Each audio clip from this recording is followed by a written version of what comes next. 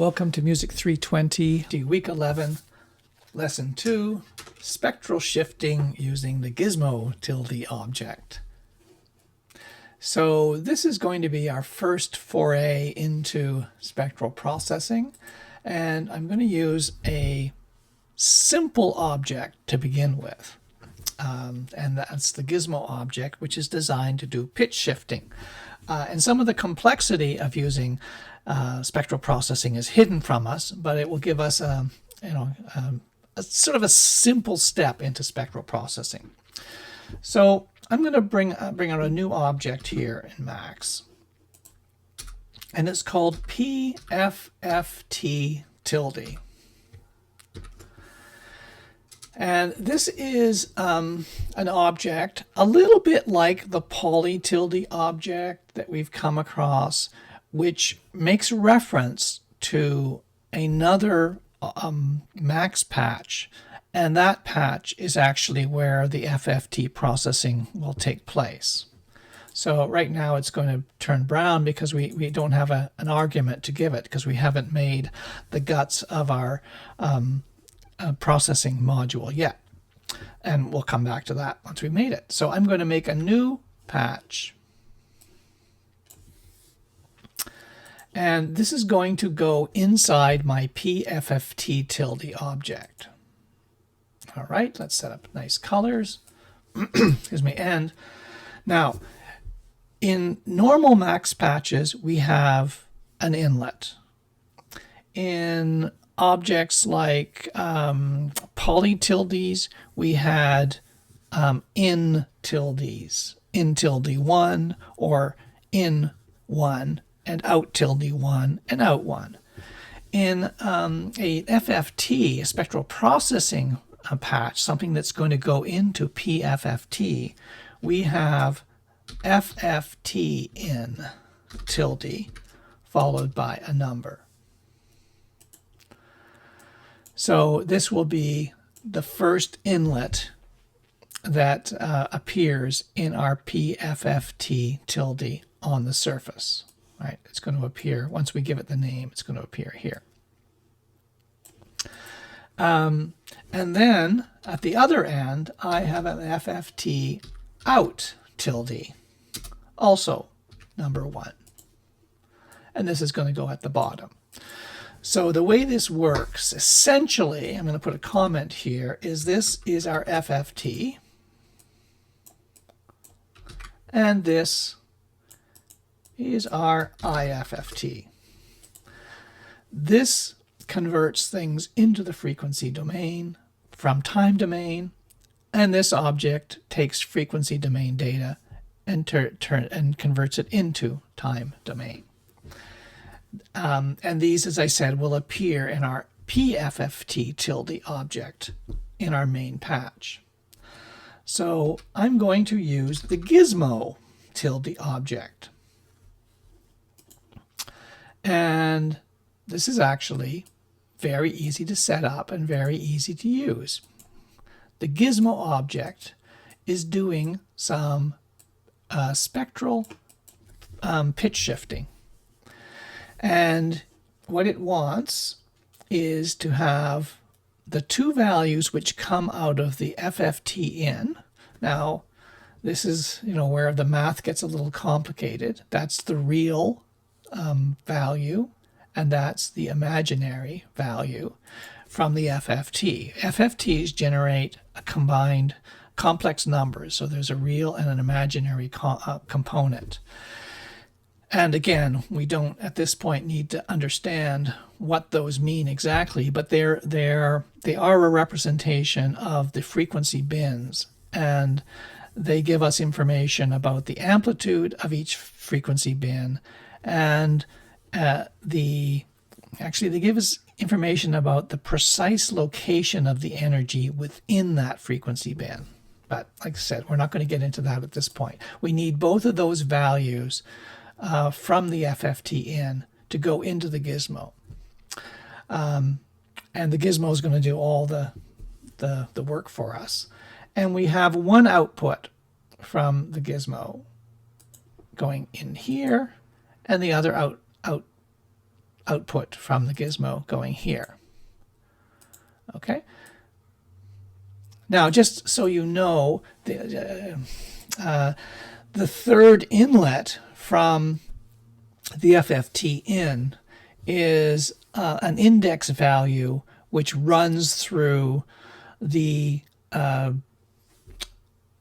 window size, or it's the values. So in the frequency domain, it's going to run through, if we have a 512 bin window, it's going to run from 0 to 511.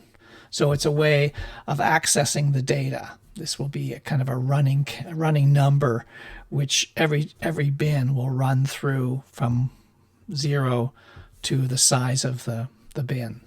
Right? So we're not dealing with that in this particular implementation of FFT, but we will see it in other ones.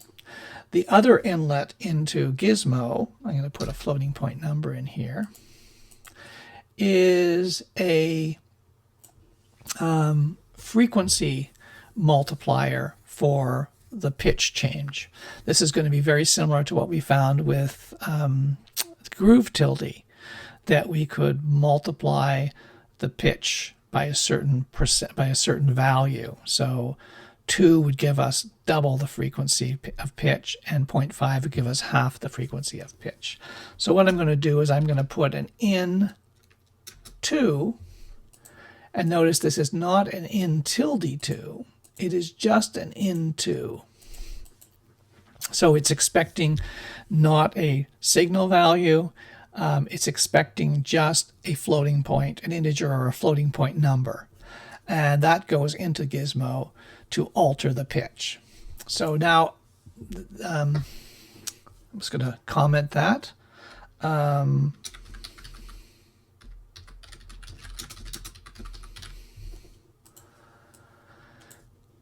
I'm going to save that and put it in a folder where I'm keeping all these things, my Max files, and I'm going to call it, I'll see so you can see what I'm doing, my Gizmo. Okay, so just have a look at that. I've got an FFT tilde 1 and an FFT in tilde 1 and FFT out tilde 1, and then essentially out of this FFT tilde 1, I'm getting frequency domain data, and I'm passing it into Gizmo. Gizmo's also been receiving multiplication values, and inside Gizmo, all the complex things happen. And while still in the frequency domain, we put out the altered spectrum, essentially, and that gets converted through an IFFT so that it comes out of the object on the other side. So I'm going to close that and now go back here and say PFFT tilde, and I need to give it,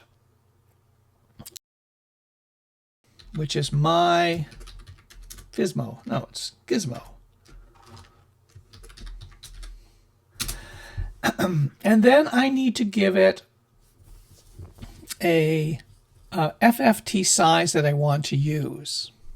And actually, we might actually just try this with, let's start with 2048 as an FFT size.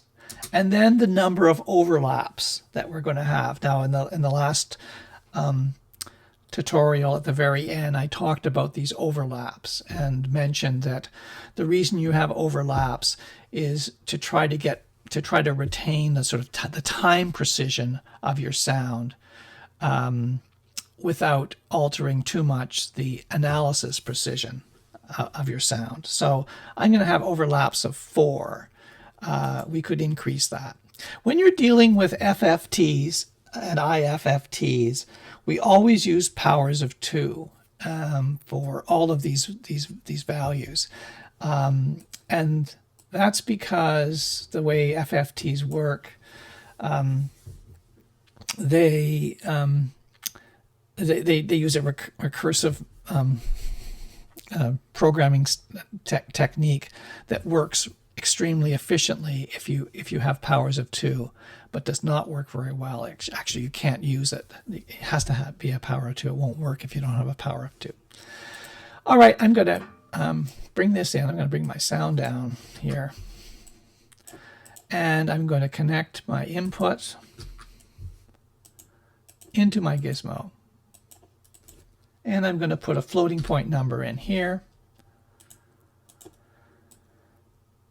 And connect the output of my gizmo here. And I'm going to put a value of 1 in here to start with. I'm going to put my headphones on so I can hear what I'm doing. And I'm going to bring up the volume and see what happens. Okay. You're hearing my voice twice. I'm going to do this. That was a bit. And you can hear my voice being altered.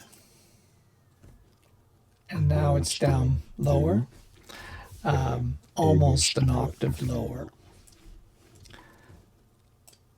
Yes, yes, yes, yes, yes, yes, yes, yes, yes, yes. Okay, that's working. So we have gizmos doing pitch shifting. Now, let's just play around with this a little bit, because it's actually maybe a good way of seeing what happens if we use a small window size. So let's listen to what that sounds like. Test, test, test, test, test, test. Can you hear me? What you're hearing is something that's much less precise, grainier. So the small window size has basically means that we have fewer frequency bins, and so our analysis is much less precise, and it's more robotic sounding. If we go to a large window size and we don't have any overlaps, now let's see, moving this down, I've got a kind of tremolo effect, which doesn't sound very good, even though the precision is very high. There. Let's go in here, put that back to 4, and now we have, we've lost that tremolo effect.